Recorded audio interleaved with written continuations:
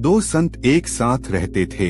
एक संत दिन भर भक्ति करता था, दूसरा संत रोज शाम को भगवान को भोग लगाकर खाना खाता था।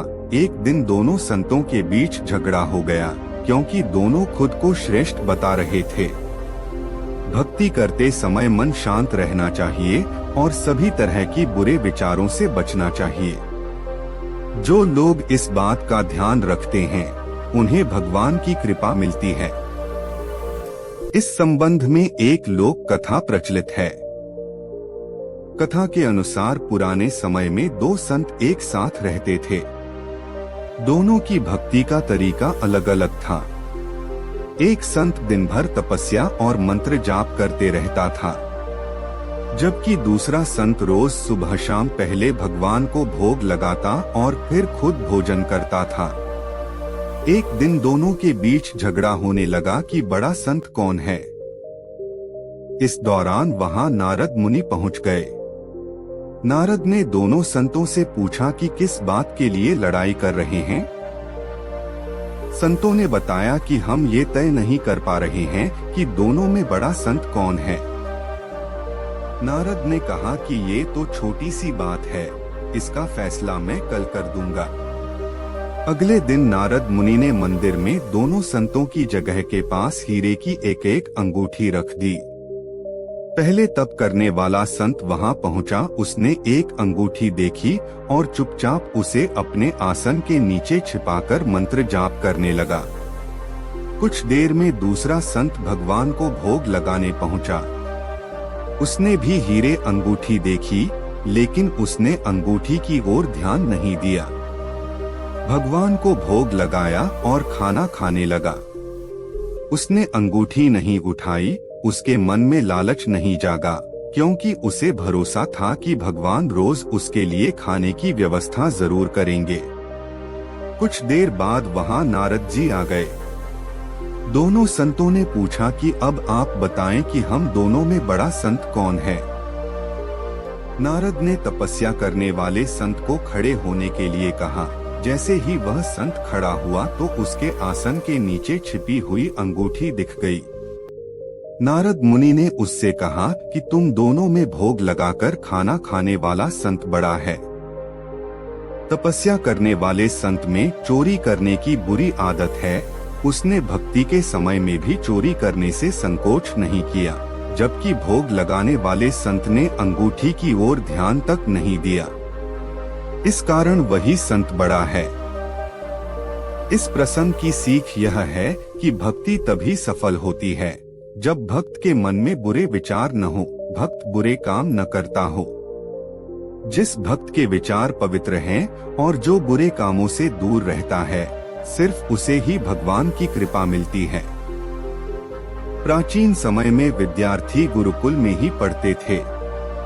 बच्चे को शिक्षा ग्रहण कराने के लिए गुरुकुल में भेजा गया। बच्चे को गुरुकुल में गुरु के सानिध्य में आश्रम में देखभाल की जाती थी और भी अध्ययन किया। वरदराज को सभी प्रकार के गुरुकुल द्वारा भेजा गया। आश्रम में अपने साथियों के साथ वहां मिलना हुआ, लेकिन वह पढ़ने में बहुत ही खराब था। गुरुजी की कोई भी बात उनकी बहुत कम समझ में आती थी।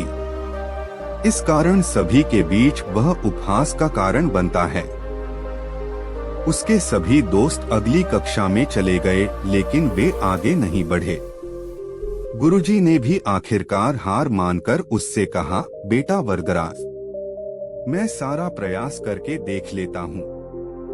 अब यही होगा कि तुम यहाँ अपना समय बर्बाद मत करो। अपने घर चले जाओ और दोस्तों की काम में मदद करो। वरदराज ने भी सोचा था कि शायद विद्या मेरी किस्मत में नहीं है, और भारी मन गुरुकुल से घर के लिए निकल गया। 2 का समय था। रास्ते में उसे प्यास लग गई। इधर उधर देखने पर पता चला कि थोड़ी दूर पर ही कुछ महिलाएं कहानियों से पानी भर रही थीं। वह कुएं के पास गया। वहां पेप पर बैल के आने से निशान बने हुए थे, तो उसने महिलाओं से पूछा, यह निशान तुमने कैसे बनाया? तो एक महिला ने जवाब दिया, बेटे, यह निशान हमें नहीं चाहिए। यह तो पानी खींचते समय इस कोमल भालू के बार बार आने से ठोस पत्थर पर भी ऐसे निशान बन गए। वरदाराज सोच में पड़ गया। उन्होंने विचार किया कि जब एक कोमल से भालू के बार बार आने से एक ठोस पत्थर पर गहरा निशान बन सकता है, तो निरंतर अभ्यास से विद्या ग्रहण क्यों नहीं कर सकते। वरदराज पूरे उत्साह के साथ वापस गुरुकुल आए और काफी कड़ी मेहनत की। गुरुजी ने भी दी खुशी, उत्साहवर्धक सहायता। कुछ ही प्राचीन बाद यही मंदबुद्धि बालक वरदराज आगे आश्रम संस्कृत व्याकरण का महान विद्वान बना, जो लघुसिद्धा जीनोम कौमुदी, रशीद सिद्धा डेवलपर कौमुदी, सारसिद्धा सिद्धार्थ कौमुदी, गिरवानपद मंजरी की रचना की। दोस्तों, अभ्यास की शक्ति का तो कहना ही क्या है। यह आपका हर सपने को पूरा करेगा। अभ्यास बहुत जरूरी है कि कागज वो खेल हो जो पढ़ाई में या किसी अन्य चीज में हो।